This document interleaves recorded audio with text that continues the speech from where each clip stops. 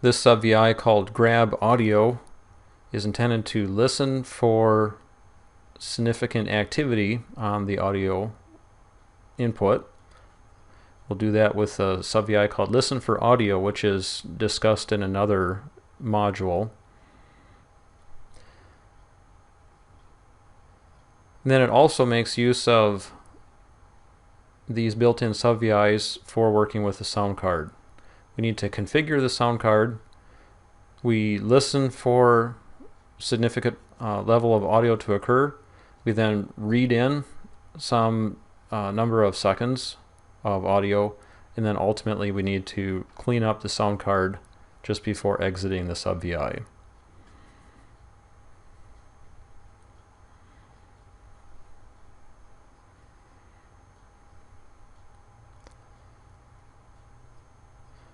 I'll go ahead and establish our front panel controls, one of which includes the total duration of the signal to be captured in seconds.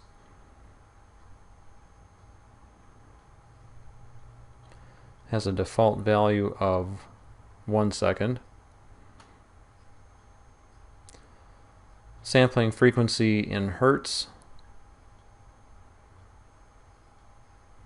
has a default value of 22,050 hertz or 22.05 kilohertz. The threshold defines the signal level that we must have in order for us to actually start capturing audio. It has a default value of 0.1. Let's consider the sound input configure device. It says number of samples per channel, sample mode, device ID, sound format, and this subVI also deals with error handling. The error out is especially important. It alerts you to whether or not your sound card could actually be in fact used the way you expected. So definitely we need to propagate the error cluster from the sound input configure device.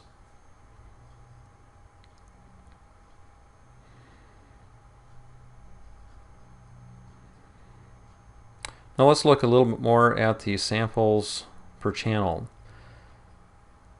In general, we would take the total requested duration in seconds and multiply that by the sampling frequency, samples per second. That gives us a total number of samples to acquire.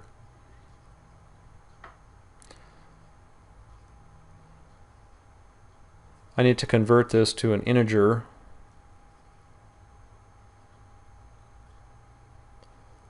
And in general, it seems like the next step then, or next logical step, would simply say that's the number of samples that we want to be able to collect.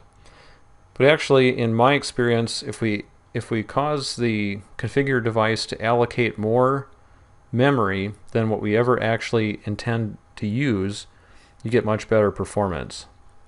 So what I'm doing here is simply multiply the total number of samples that we would ever want to acquire by 2. That we allocate twice as much memory to the sound buffers. Again, this is just based on my experience with working with the sound devices, and this really helps things out considerably.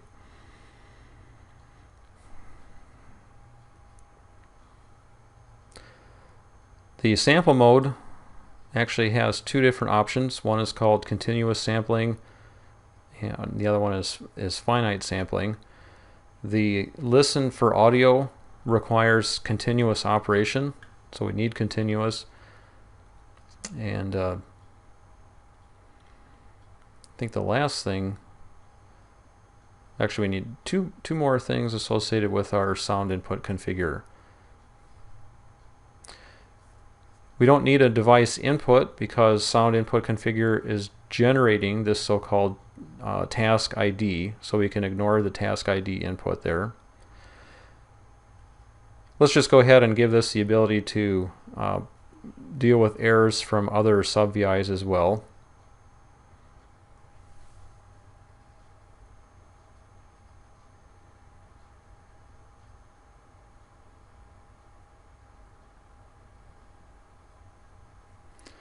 And the last thing is we need to be able to specify some details of the sound format. I'll begin this process by creating a control. The control is actually or a constant, excuse me. Constant is a cluster of sampling frequency, number of channels, that is, do you want stereo or mono, and then number of bits per channel, which is 16 right now. One of these I need to have some flexibility, and that's the sampling frequency. Let's go one more to the right. Need to get into the clusters subpalette. We want bundle by name. What we can do here is pass in the cluster to define how this bundle by name is supposed to work. The sample rate comes directly from our front panel control. And the output then of this bundle by name cluster should then drive the input of sound input configure.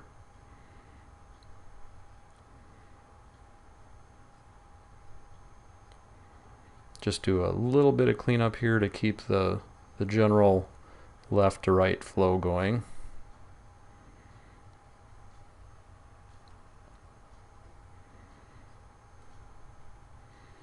Alright, we're making some pretty good progress. Also, I'm going to set this up so it's just collecting information on the left channel. So we'll say that it's just one channel instead of two.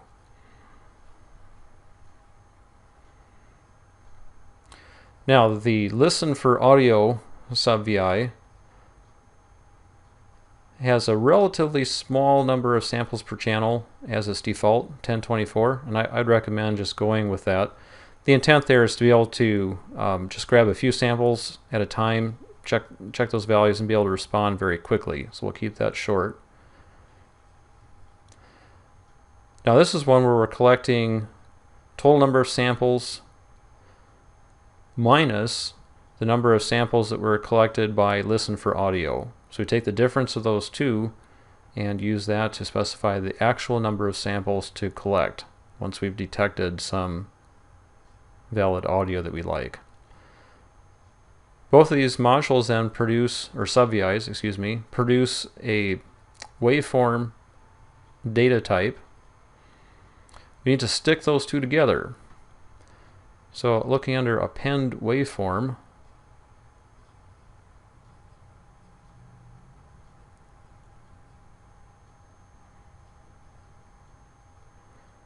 we've got something that can then join, say, the initial output from listen for audio to the output that was collected by sound input read. Okay, broken wire here. That's indicating an array versus just a scalar data type. Index waveform array is how we can pull off an array of waveforms and then just pick the desired version.